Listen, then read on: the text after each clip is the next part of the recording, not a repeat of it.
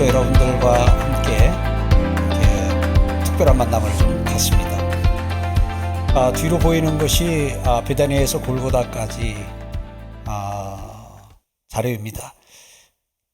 제가 이 자료를 처음 만든 것은 지금부터 한 몇 년 전입니다.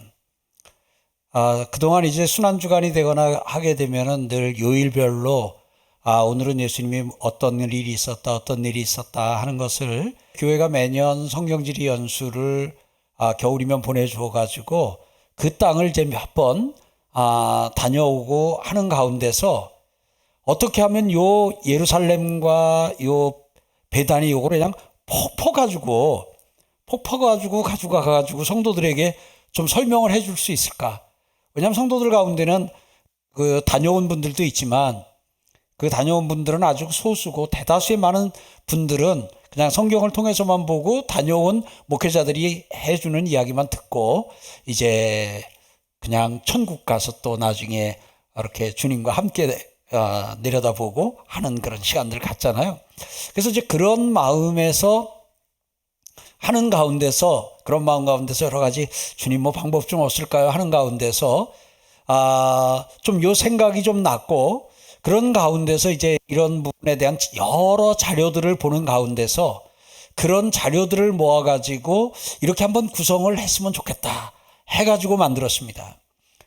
처음에 이거 작업하고 할 때에 이 성을 이 조감들을 이걸 그리는데 꽤 많이 좀 시간을 썼어요. 제가 그린 건 아니지만 이걸 어떤 형태로 어떻게 구현할 것인가, 예수님 당시에 예루살렘 성을 어떻게 구현할 것인가 하는 부분에 대해서 이제 물론 앞에 여러 자료들이 있었기 때문에 그것을 좀 아이디어를 내고 꿈꾸고 상상하는 그런 또 좀 시간은 많이 좀 줄일 수 있었어요.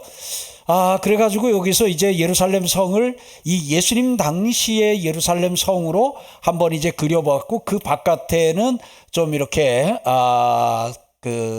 좀 산낙 형태나 골짜기나 이런 것들은 좀 살려가지고 이 위에서 좀 구현을 해봤어요. 그리고 여기에 이제 이 성이 이렇게 아주 이렇게 표가 팍 나도록 성이 두 개로 이렇게 구분되지는 않습니다. 그 당시에 예루살렘 성 안에가 이렇게 이렇게 주간 칸막이가 있죠. 이렇게 있어가지고 요 위에가 윗성, 여기가 이제 아랫성 이렇게 되어 있는데 이제 그런 부분들을 조금 이제 시각적으로 이 윗동네는 좀 부잣집 동네, 부유한 동네를 표현하기 위해서 조금은 오버해가지고 이쪽에는 아주 고급 주택단지처럼 집을 좀 그렸고 밑에는 이렇게 그야말로 오늘 서민들의 어떤 집같이 이렇게 좀 그리고 그렇게 한 부분이 있습니다.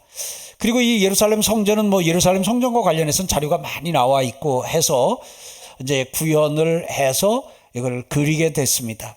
그렇게 하고 이제 여기서 베다니에서부터 이 예루살렘 성까지는 실제 거리는 한 2km 남짓 되는 아주 가까운 지근거리입니다. 가까운 거리에 있는 것을 좀 이렇게 표현을 해 보았고요.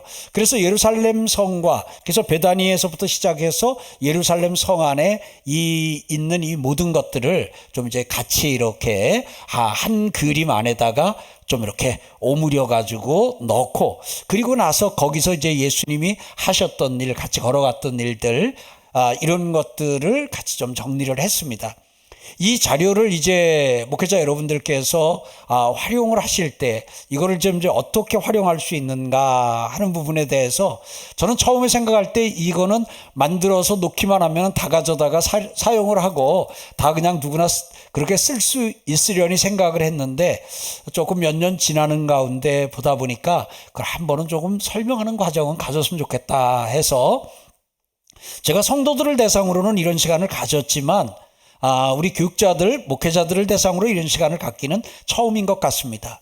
그래서 오늘 그런 시간을 저와 함께 가질 텐데요.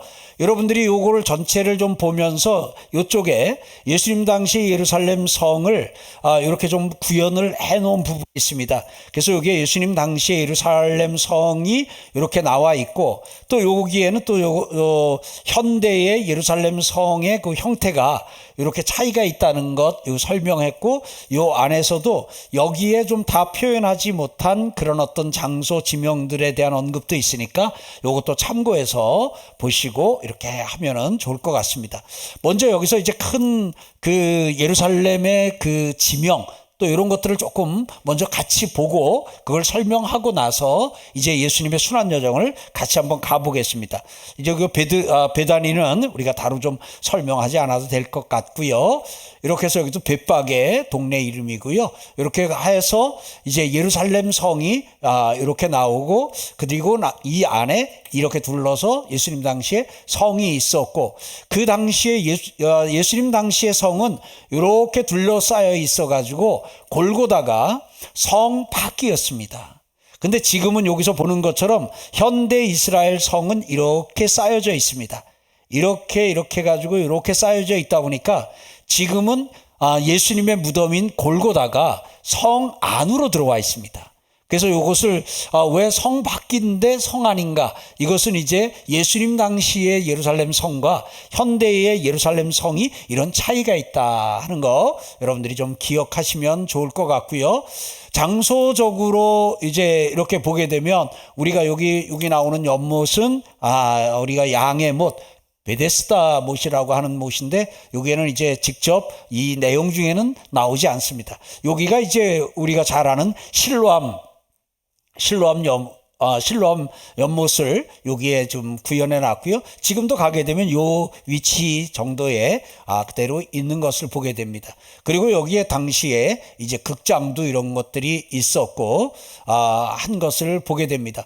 미리 조금 이제 우리가 장소를 이해한다 하는 개념에서 조금 볼 것은, 여기 하스모니안 궁전이라고 여기 나와 있습니다. 그 다음에 여기에 헤롯의 궁전이라고 좀 나와 있습니다. 그 다음에 여기 대제사장의 관저라고 나오고 마가요한의 다락방이라고 여기 나오는데, 다른 부분에 대해서는 예루살렘 성전 별도로 설명을 하지 않아도 되겠는데, 요 구 하스모니안 궁전과 헤롯 궁전, 그리고 대제사장 관저, 또 조금 더 한다면 요 성전 북쪽에 있는 안토니아 요새에 대해서는 조금 설명을 하면 여러분들이 그것을 구체적으로 성도들에게 설명을 하지 않더라도 이해하는 데는 도움이 좀 될 것 같습니다. 먼저 여기 안토니아 요새는 여기서는 로마 군이 주둔하고 있었던 곳입니다. 그러니까 여기에서 그림을 이렇게 그렸습니다만 실제 이렇게 해가지고 여기서는 로마 군인들이 주둔하고, 그러니까 로마 군인들이 여기에 올라서 이 요새에 올라서 이제 정찰도 하고 또 예루살렘 성을 내려다보면서 소요나 이런 것들에 대한 관찰도 하고 했던 그런 부분이고요.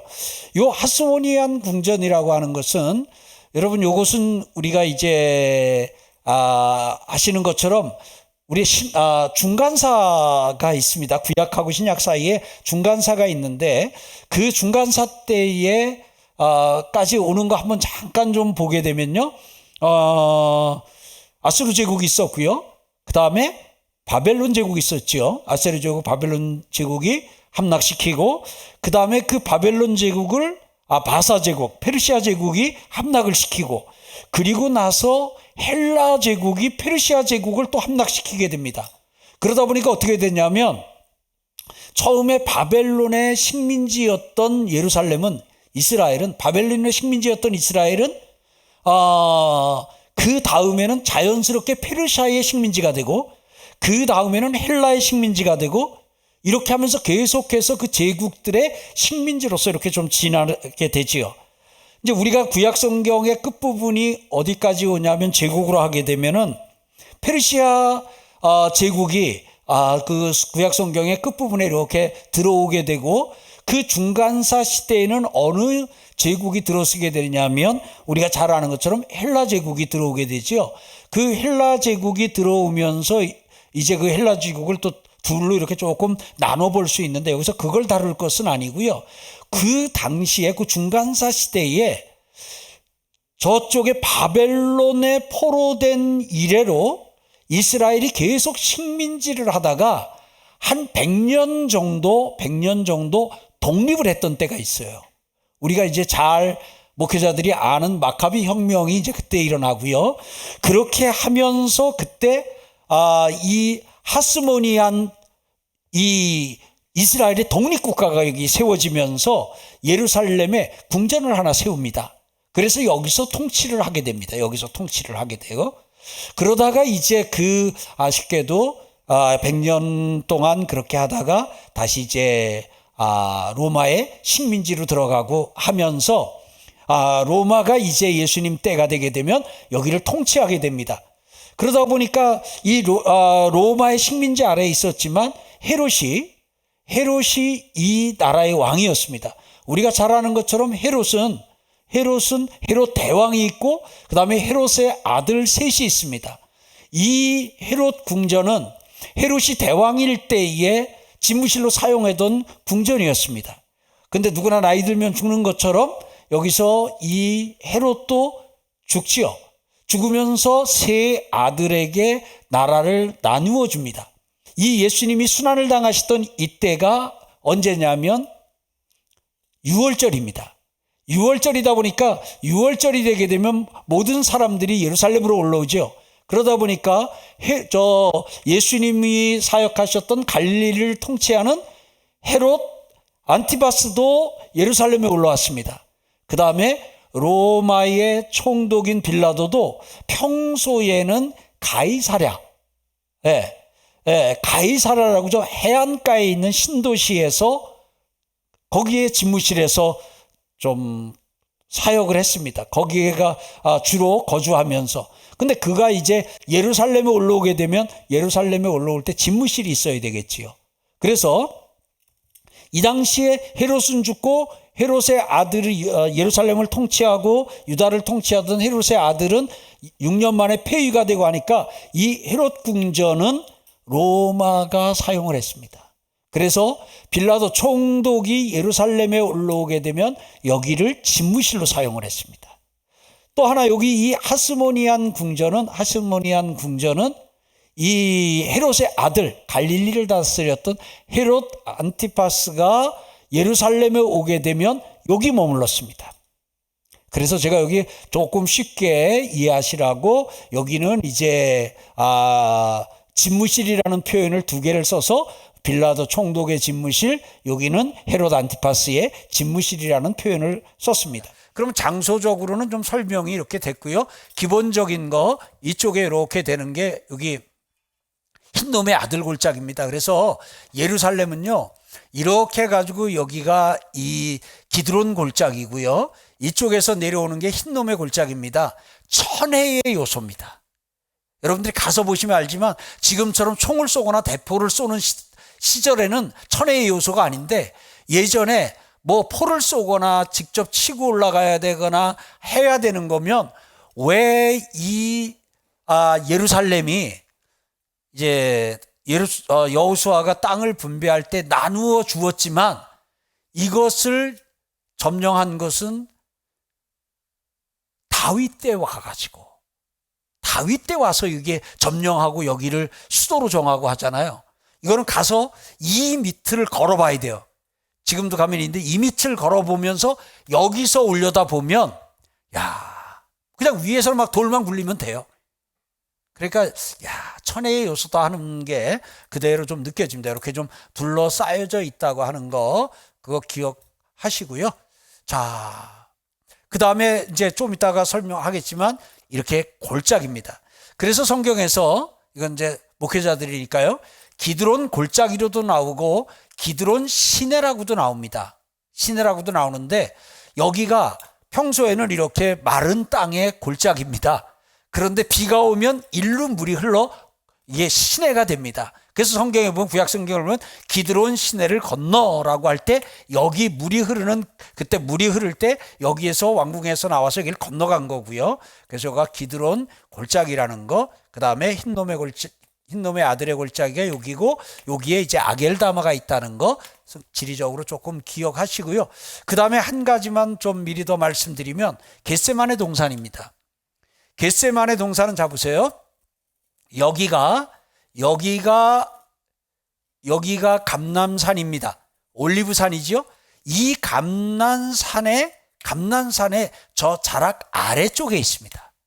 그래서 지금 가서 보게 되면 여기에 스데반 순교 기념교회에 이렇게 있는 그 자리에 우리가 이제 만국교회라고 알고 있는 그곳인데 여기 요 길에서 조금 지금도 가게 되면 여기 도로 있는 그 위에 이 교회가 있는 것을 보게 됩니다. 그래서 여러분들이 머릿속으로 겟세마네 동산 어디라고요? 감난산, 이게 여기 높아요. 감난산에서 내려와 가지고 골짜기에 거의 가까운 곳에 있는 여기 동산이다 하는 것 기억하시면 좋을 듯 싶습니다. 그러면 제가 이런 부분들이 여러분들이 이제 기본적으로 이게 좀 이해가 되고 정리가 됐다 하고 생각하고요. 이 전체를 한 20분 혹은 30분 안에 쭉 한번 정리하는 것을 한번 먼저 하고요. 그 다음에 여러분들이 또 하나 할 수 있는 것은 이것을 부활주일 한 2주나 3주 전부터 하루에 한 장소씩, 여기 번호가 다 매겨져 있는데 하루에 한 장소씩 나가면서 그곳에서 있었던 일을 같이 묵상하고 그리고 기도하고 그러는 시간을 갖는 방법도 있습니다. 그럴 때는 이제 좀 더 디테일하게 이 벳바게에서 있었던 일을 쭉 설명을 하고 그리고 나서 그거 말씀을 오늘 어떻게 내가 적용할 것인지 그것을 좀 같이 나누고 그리고 거기서 벳바게에서 기도하는 그런 시간 갖는 것도 좀 필요합니다. 제가 한 번은 심야기도회를 하는 가운데서 심야기도회 시간에 우리 오늘은 예수님의 순환 여정 그 장소 위에서 기도하자 해가지고 여기 베다니에서부터 시작해가지고 베다니에서 기도 제목을 드리고 그리고는 같이 기도하고 그리고는 이제 벳바게로 올라가서 벳바게의 기도 제목을 같이 나누고 자, 이 시간에는 벳바게에서 기도하겠습니다 해가지고 쭉 한번 한 20-30분 걸려가지고 기도를 금요 심야기도회 때도 한번 인도한 적도 있습니다. 제가 이것을 하면서 성도들에게서 받은 피드백 가운데 가장 인상적이었던 건 뭐냐면 목사님 성경이 진짜네요 그러더라고요. 자기는 이제 성경에 대해서 계속 들으면서도 이렇게 성경에 나오는 지명, 땅, 동네, 마을이 지금도 실제 거기 가면 그대로 있다는 것에 이렇게 전율했다는 거예요. 그래서 성경으로 그렇게 성경이 진리고 이렇게 해도 그 오랜 기간 교회를 다니신 분이 오히려 이 그림 하나 놓고 자료 하나 놓고 설명할 때 그렇게 적용하는 것을 보고 저는 그 한 분만을 위해서도 참 이거는 의미 있구나 만드는데 제가 시간을 참 많이 썼습니다. 이게 지난주까지도 계속 다듬고 또 정리하고 버전을 이렇게도 만들어보고 저렇게도 만들어보고 하다가 현재까지는 이게 최종입니다. 앞으로 또 어떻게 될지 모르지만 자, 방식은 이겁니다. 여기 빨간색으로 번호가 쓰여져 있습니다. 그 번호를 따라서 가게 되면 예수님의 이제 순환 여정이 나옵니다. 자, 그러면 제가 이제 지금부터 그러면 예수님께서 가셨던 그 순환 여정을 여러분들과 함께 떠나보도록 하겠습니다. 그래서 베다니에서 골고다까지 함께 가보도록 하겠습니다. 자, 여기는 베다니입니다. 베다니는 나병 환자촌으로도 이해하고 생각하는 분들이 많습니다. 여기는 조금 외진 곳입니다. 그리고 어려운 사람들이, 힘든 사람들이 조금 많이 살고 있는 마을로 그렇게 해석이 되고 이해가 되는 곳입니다. 자, 예수님께서 이제 유월절을 앞두고 예수님께서 제자들과 함께 갈릴리를 출발해서 오셔가지고 지금 여리고에서 베다니에 도착을 하셨습니다. 베다니에 도착을 하자 나병 환자 시몬이 예수님을 청하고 잔치를 배설했습니다. 그래서 예수님은 그곳에서 식사를 하셨습니다. 그러는 가운데 마리아가 향유 옷값을 깨뜨려서 예수님의 발에 부었습니다. 오늘 여기서 이 마리아는 여기 나오는 이 마리아는 막달라 마리아가 아닙니다. 나사로, 마르다, 마리아, 이 세 남매 가운데 한 명인 마리아입니다. 그래서 이 예수님이 이곳에 오셨을 때에, 여리고에서 베다니에 도착을 하셨을 때에 여기서 이제 예수님의 발에 향유를 붓는 그 일이 있었습니다. 그리고 예수님께서는 여기서 베다니에서 하룻밤을 주무셨습니다. 하룻밤 주무시고 예수님께서 다음날 아침에 일어나셔서 이제 여기서 한 2km 정도라 그랬습니다. 한 2km 정도 떨어져 있는 예루살렘 성을 향해서 가십니다. 예루살렘 성을 향해서 가는 길이 있습니다. 자, 예수님께서 가십니다. 예수님께서 예루살렘 성을 향해서 가는데 작은 마을 하나가 또 나왔습니다. 이 마을 이름이 벳바게입니다. 이 마을 이름이 벳바게인데 예수님께서는 이 벳바게에 이르셔서 어린 나귀 하나를 가서 주가 쓰시겠다 하면 줄 거라. 그리고 그 어린 나귀 하나를 데리고 옵니다. 가져옵니다. 제자들이 가져오고 예수님께서는 그 어린 나귀를 타십니다. 여러분들 가운데 혹시 이렇게 생각하는 분들이 있어요. 어린 나귀인데 예수님이 어른인데 33살 장년인데 그렇다면 최소 60kg, 남자면 60kg, 70kg 그 정도는 될 텐데 어린 나귀가 60kg, 70kg 그 성인인 예수님을 태울 수 있겠느냐? 네, 제가 보증합니다. 제가 바이블랜드 성경지리 연수 가가지고 어린 나귀를 만났습니다. 그래서 제가 탔습니다. 거뜬하게 저를 태우고 갔습니다. 그래서 제가 함께 갔던 선교사님은 저보다 10kg 이상 더 나옵니다. 그 선교사님 태웠습니다. 거뜬하게 갔습니다. 그래서 이 어린 나귀는 보통 100kg 정도의 짐을 실으니까 예수님이 타시기에 충분합니다. 자, 예수님은 나귀를 타시고 이제 예루살렘을 향해서 가십니다. 사람들은 호산나 호산나 하면서 찬양을 합니다. 찬미를 합니다. 그러면서 예수님께서는 예루살렘을 향해서 가십니다. 1번을 지났습니다. 2번을 지났습니다. 3번 포인트에 이르렀습니다. 벳바게에서 예루살렘을 향해서 가는 가운데서 그 길에서 예수님은 예루살렘 성을 바라보시면서 예루살렘 성을 바라보시면서 예수님께서 우셨습니다. 지금은 화려하기 그지없지만 이제 곧 돌 위에 돌 하나도 남지 않게 될 예루살렘 성을 바라보시고 우신 것입니다. 여기서 예수님께서 우시고 그리고는 이제 예루살렘 성을 향해서 들어가셨습니다. 이렇게 해서 예수님이 이렇게 가지고 예루살렘 성을 들어가셨으면 가장 단거리입니다. 그런데 예수님께서 이렇게 단거리로 가셨는지 예수님께서 이렇게 해서 가지고 이쪽으로 또 들어가는 문이 있거든요. 이 길로 가셨는지 여기서는 표현이 안 됐습니다만 이렇게 가지고 샛길로 해서 이 길로 또 하나 들어가는 문이 있거든요. 글로 가셨는지는 알 수 없습니다. 그건 여러분들이 좀 상상에 맡기겠습니다. 여하튼 예수님께서 예루살렘 성전에 들어가셨습니다. 그래서 4번 포인트가 예루살렘 성전입니다. 자, 4번 포인트 예루살렘 성전을 예루살렘 성전이 어디 있나요? 쭉 찾아가서 보니까 4번 예루살렘의 첫날 입성을 하셨습니다. 근데 첫날 예수님이 예루살렘 성에 들어갔을 때 성경을 다 살펴보니까 그렇게 특별한 어떤 일을 하신 것은 나와 있지 않습니다. 참고로 이 과정을 말씀드리면 제가 이 마태, 마가, 누가, 요한복음에 순환 여정에 관한 말씀 전체를 다 가지고 그것을 사복음서를 비교하면서 이 순서를 확정을 했습니다. 그러다 보니까 그 부분은 최대한 성경에 근거해서 이제 일정들을 확정한 것이라는 것. 시간 많이 들었어요. 대신 저도 공부 많이 했고요.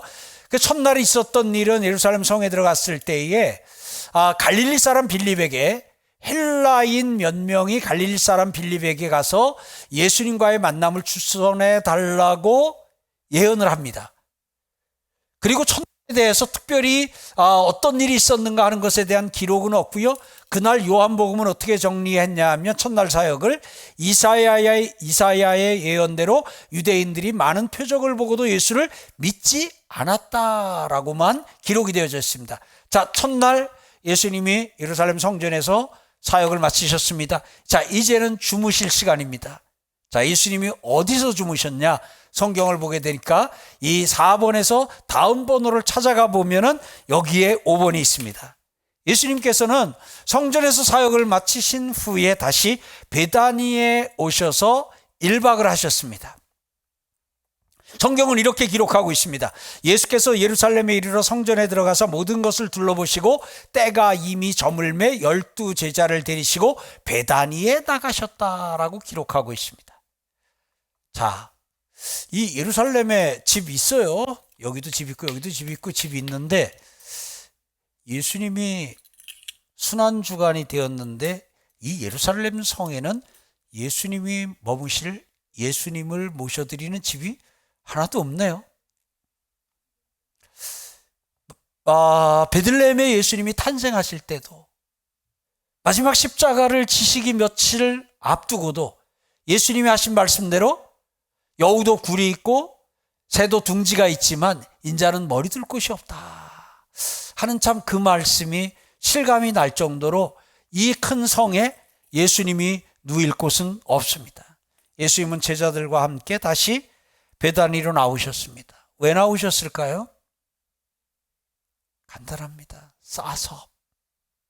여기는 비용이 많이 들어요. 지금도 예루살렘 안에 숙소는 비용이 많이 들어요. 좀 이렇게 나오면 변들이나 나오면 비용이 좀 적게 들어요. 예수님이 지금 12 제자들과 여인들도 함께 다니고 하다 보니까 수행하는 동행하는 인원들이 적지 않아요. 경비도 만만치 않지 않았을까 싶어요. 물론 여기에는 예수님이 사랑하시는 나사로, 마리아, 마르다가 이 동네에 살고 있어요. 그들은 언제든지 예수님 오시면 수넴 여인이 엘리사 위에서 또 이 선지자 위에서 그렇게 헌신하고 했던 것처럼 여기 예수님께서는 오늘 신약 시대의 수넴 여인이 여기 있었어요. 마르다, 마리아 그리고 나사로가 이곳에서 예수님을 웰컴했어요. 소망하기는 여러분들과 저도 예수님이 이 땅을 떠나신 지 2000년 지냈지만 지금 우리도 예수님을 웰컴하는 오늘 우리도 베다니가 되었으면 좋겠습니다. 베다니는 예수님이 언제든지 마음 놓고 와서 쉬실 수 있는 곳, 마음 놓고 찾아올 수 있는 곳이었습니다. 예. 그렇게 하고 예수님은 여기서 주무시고 다시 길을 떠나십니다. 예루살렘을 향해서 가시는 가운데 우리가 잘 아는 열매를 맺지 못한 그 무화과나무 사건, 그 무화과나무가 마르는 그 사건이 여기서 일어납니다. 그리고 예수님은 계속해서 이제 이 벳바게를 지나서 예수님께서는 예루살렘 성으로 다시 들어갑니다. 예수님께서는 예루살렘 성전으로 들어가셨습니다. 그날 예수님께서는 두 번째 성전 방문한 날은 예수님께서 여기서 우리가 너무나도 잘 아는 성전 청결 사건, 이 성전, 기도하는 하나님의 집을, 예배하는 하나님의 집을 강도의 소굴로 만들었다고 꾸짖고 책망하시고, 그리고는 비둘기 파는 자들, 그 돈 바꾸는 자들, 이 모든 자들을 다 쫓아내시고, 그리고는 성전을 정화하셨습니다. 성전을 정화하신 예수님은 다시 이제 오셨던 길을 뒤로 해가지고 다시 나오셔서 베다니에서 또 하루를 주무십니다. 자, 예수님은 이제 여기서 1박, 첫날 도착해서 1박, 2박, 3박을 하셨습니다. 3박을 하시고, 그리고 예수님은 다시 일어나서 다시 예루살렘을 향해서 돌아갑니다. 8번을 끝나서 이제 9번을 향해서 갑니다. 이번의 목적지도 예루살렘 성전입니다. 자, 예루살렘 성전에 예수님께서 들어가셨을 때, 이 예루살렘 성전에 들어가셔서 3일째 되는 날 참 많은 사건들이 거기 있었던 것을 볼 수 있습니다. 자, 예수님께서는 이날 성전에 자, 세 번째 들어오셨습니다. 세 번째 들어오신 이날, 예수님의 사역은 하루 종일 아주 많은 사역이 있었습니다. 자, 어떤 사역이 있었는지 우리가 성경을 통해서 조금 살펴보도록 하겠습니다. 예수님께서는 장로들과 대제사장과 장로들과 바리새인들이 예수님에게 논쟁을 걸어왔습니다. 논쟁을 걸어왔고 성전에서 대제사장과 장로에서 예수님의 권위에 대해서 의문을 제기하는 그런 일이 있었습니다. 그것에 대해서 예수님께서는 다 일일이 좀 답변도 하시고 야단도 하시고 하는 과정을 거치셨고요. 그리고 우리가 잘 아는 것처럼 예수님은 그들을 향해서 세리들과 창녀들이 너희보다 먼저 하나님 나라에 들어가리라고 선언을 하십니다. 이 말에 아주 기분이 바리새인 서기관들 장로들이 기분이 많이 상하지요. 예수님이 대제사장과 장로들을 포도원 주인의 아들을 죽인 종들에다가 비유를 합니다. 종들에다가 비유를 하니까 이 감정이 더 그들은 격화되는 것을 볼 수 있습니다. 그리고 천국을 자기 아들을 위해 혼인잔치를 베푼 어떤 임금에 비유해서 예수님께서는 대제사장과 서기관들에게 설명을 했습니다. 그러다 보니까 이제 이때부터 어떻게 하든지 예수님을 좀 잡아야 되겠다라는 생각을 하다 보니까 바리새인들이 세금 문제로 올무를 놓으려고 합니다. 그럴 때 예수님은 거기에 넘어가지 아니하고 가이사의 것은 가이사에게 하나님의 것은 하나님께 드리라고 하면서 아주 지혜롭게 그들의 그 올무를 벗어나게 되지요. 그런 가운데서 이 바리새인들만 찾아오는 것이 아니라 이번에는 사두개인들도 찾아왔습니다. 이 사두개인들은 부활을 부정하는 이들이거든요. 부활이 없다고 하는 사두개인들이 찾아와서 예수님을 그냥 난처하게 하는 질문을 하지만 예수님은 거기에도 넘어가지 않으시고 잘 대처하십니다. 이번에는 바리새인 율법사가 예수님을 시험하기 위해서 율법 중에 가장 어느 계명이 가장 큰지 그런 질문을 그날 거기서 했습니다. 예수님께서 그날 바리새인들에게 예수님이 그리스도이신 것을 설명을 하셨습니다. 그냥 그걸 드러내서 지금까지는 표현 안 하시다가 드러내서 말씀을 하셨습니다.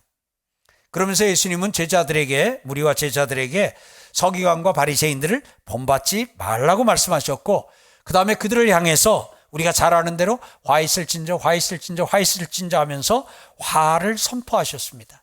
그날 또 있었던 일은 우리가 알고 있는 예수님이 헌금함 앞에 앉으셨던 적이 한 번 있어요. 그런 가운데 과부의 헌금하는 것을 보시고 저는 참 많은 전 재산을 하나님께 드렸다고 그래서 하나님께 드리는 헌금이 총액이 아니라 비율이라는 것을 예수님께서는 그날 거기서 일러주셨고요. 그리고 예수님은 그날 거기서 예루살렘이 멸망할 것을 예수님은 예언하셨고 성전에서 나가시면서는 성전이 무너질 것을 말씀하시고 예수님께서는 복음을 전하셨습니다. 참 긴 여정을 예수님께서는 이날 이 세 번째 예루살렘 성전에 들어오신 날 마치셨습니다. 이렇게 사역을 마치신 예수님은 이제 이번에는 다시 이 베다니로 가지 아니하고 예수님은 여기에서 감난산으로 가셨습니다.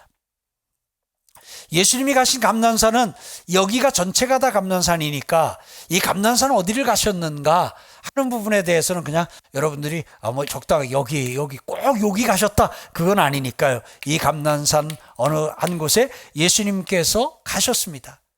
낮에 조금 전에 우리가 예수님이 하셨던 그 일 들었잖아요. 얼마나 피곤하시겠어요. 근데 감난산에 갔더니 제자들이 또 나와서 예수님에게 묻습니다. 그러니까 그 예수님이 그 제자들을 붙잡고 또 그 질문에 답을 하십니다. 그리고는 제자들에게 그날 그 어떤 나눈 말씀들이요. 성경의 기록 분량으로 봐도 이렇게 많아요. 자, 기억하실 겁니다. 종말에 대해서 제자들의 질문에 예수님이 답을 하셔요. 그리고요. 예루살렘의 멸망을 예언하시고요. 거듭말 하시는 거죠. 제자들에게 재림을 선언하십니다. 내가 다시 올 거다. 그리고 우리가 잘 아는 열처녀 비유 여기서 말씀하신 거예요. 열처녀 비유 어디서 했다고요? 여기서요. 그 다음에 예수님이 달란트 비유를 통해서 또 재림에 대한 말씀을 여기서 하셔요. 그 다음에 우리가 잘 아는 오른편 왼편 양과 염소 비유 여기서 예수님께서 말씀하셔요.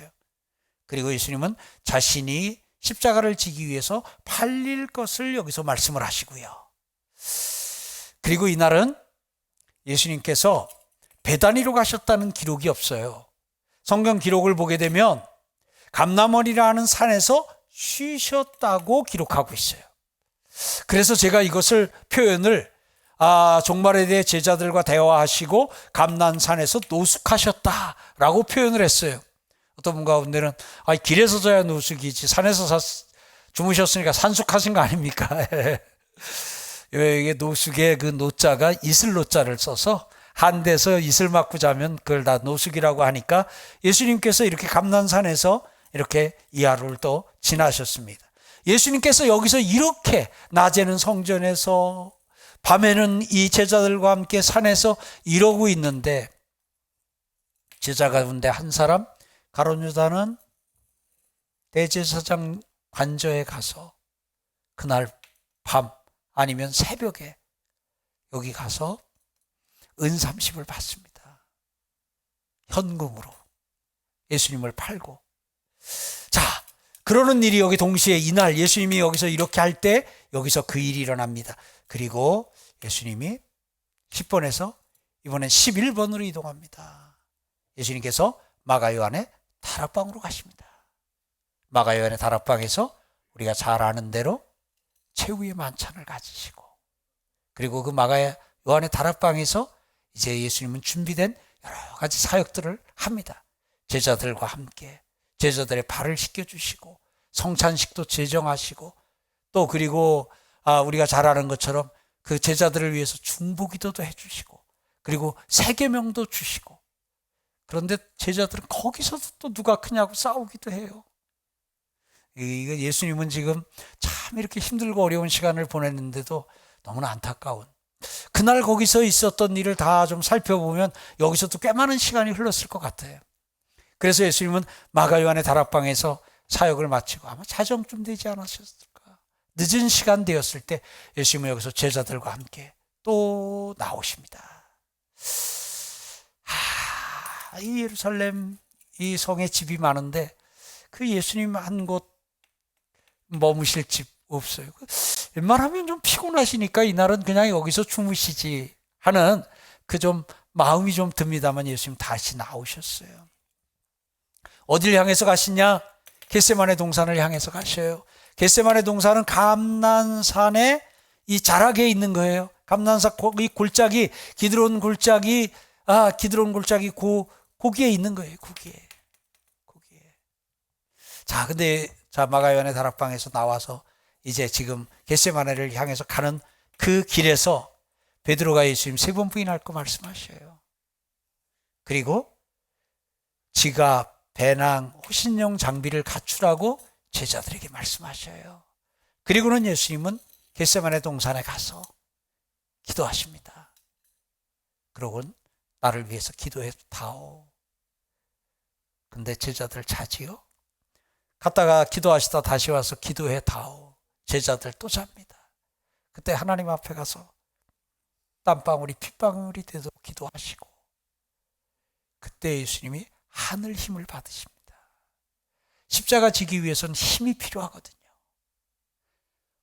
사는데도 힘이 필요하고, 목회를 하는데도 힘이 필요하고, 공부를 하는데도 힘이 필요하고, 사업을 하는데도 힘이 필요합니다. 십자가를 지는데도 힘이 필요합니다. 근데 예수님은 그 힘을 하늘에서 받았습니다. 그래서 저는 그 힘을 하늘 힘이라고 표현합니다. 하늘 힘을 받고 예수님은 이제 가자 합니다. 그때 가룟 유다를 앞세운, 가룟 유다하고는 미리 군호를 짜잖아요. 입 맞추면 그가 크다. 그리고는 이 대제사장과 여기 군인들, 여기 무리들이 보낸 이 무리들이 와가지고 예수님을 잡아 끌고 예수님을 잡아 끌고 어디로 갑니까? 대제사장 관저로 갑니다. 대제사장 관저로 가서 여기서 신문을 합니다. 그러니까 이날은 예수님이 철야를 하신 거잖아요. 기도하시다가 그러다가 끌려갔으니까 밤새 한잠 못 주무신 거잖아요. 끌려가서 이른 아침부터, 새벽부터 여기서 재판 받으시고, 거기서 거짓 증인 세우려고 했잖아요. 근데 찾으니까 잘 없는데 겨우 찾았더니 메시아라 그랬다. 하나님의 아들이라 그랬다. 그래가지고 대제사장이 거기서 이는 사형에 해당한다.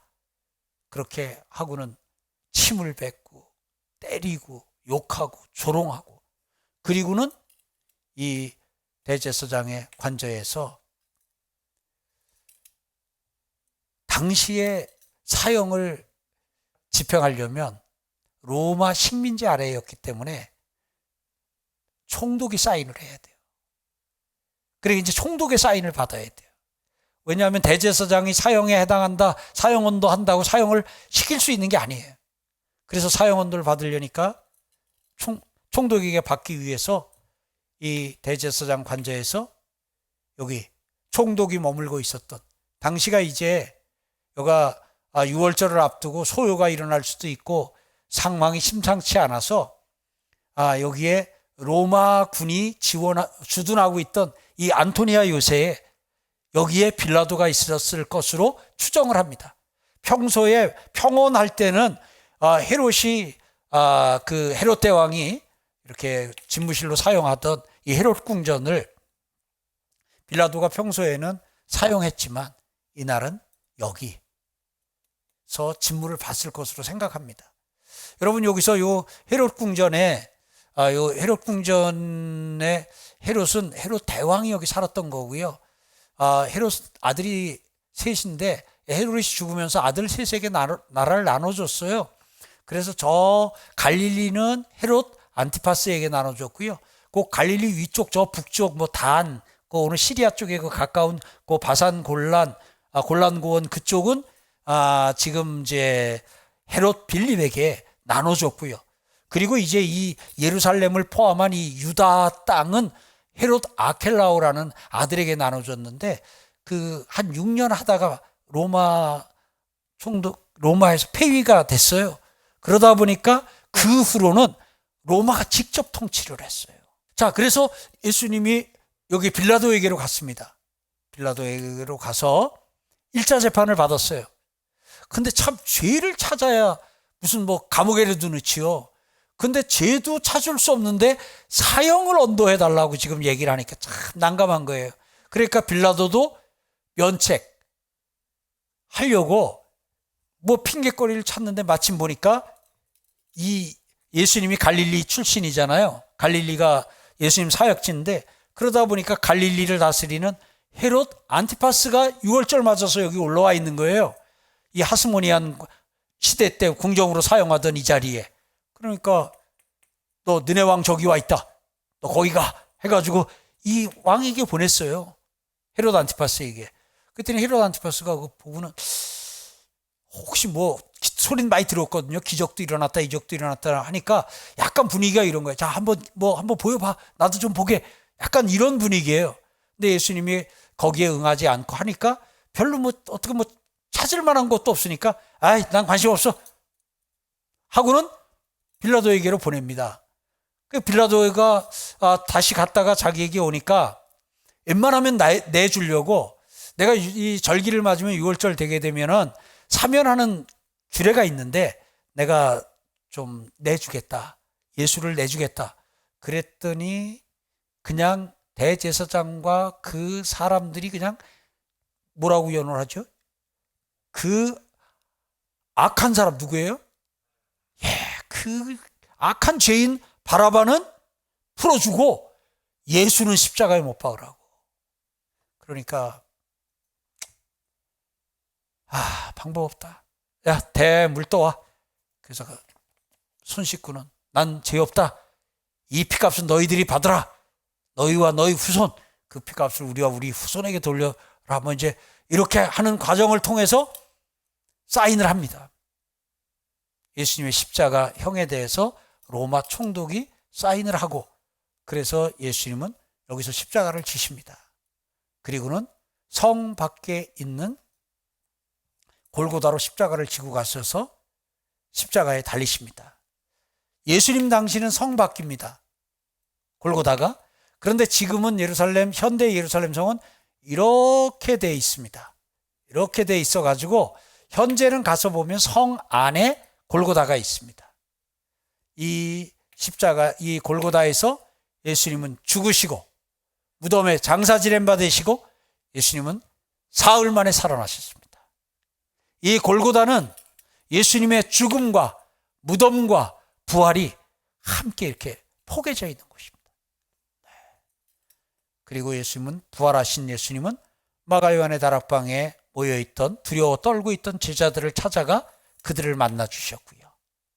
그리고 예수님께서는 이제 40일 동안 세상에 계시면서 12제자를 비롯한 500여 형제들에게 자신을 나타내 주셨고, 예수님은 또 갈릴리도 가셔서 갈릴리에서 그 바닷가에서 그 제자들을 만나서 생선도 구워주시면서 내 양을 치라, 내 양을 먹이라 하고 베드로를 비롯한 제자들에게 이제 임직식도 거행하고, 그리고 그 갈릴리 산에 올라가서 예수님께서는 또 제자들에게 당부도 하시고, 그리고 예수님은 이 감난산에 오셔서 이 감난산에서 부활하시고 40일 지난 후에 승천을 하십니다.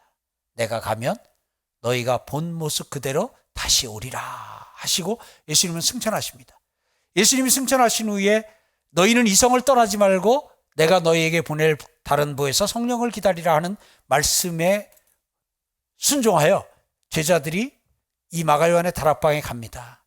이때 한 120명 정도가 이 마가 요한의 다락방에 함께 가서 가룟 유다를 대신할 사도를 선임하고, 그리고 여기서 열흘 동안 하나님의 말씀, 예수님의 말씀에 근거해서 열심히 한 마음으로 기도했습니다. 열흘 되는 날, 오순, 사순, 순은 열을 가르치죠. 오순, 이렇게 50일 되는 날, 예수님이 부활하신 날로부터 50일 되는 날, 그 오순절에 마가 요한의 다락방에 성령이 임했습니다. 성령이 임하고, 그리고 그 놀라운 성령이 임하면서 예루살렘에 교회가 세워지고, 그게 이제 초대교회입니다. 그리고 오늘 그 교회가 이 온 세계에, 지금 여러분들과 제가 교회로서 오늘 여기 서 있는 겁니다. 자, 오늘 예수님의 고난 여정, 예수님이 가신 고난의 길, 그 길을 따라서 베다니에서 골고다까지 우리가 함께 다녀왔는데, 이 과정을 통해서 예수님이 우리를 얼마나 사랑하시고 예수님이 나를 위해서 어떤 길을 걸어주셨는지 다시 한번 묵상하며 또 그 예수님의 은혜를 깊이 감사하는 여러분과 제가 되기를 소망합니다. 감사합니다.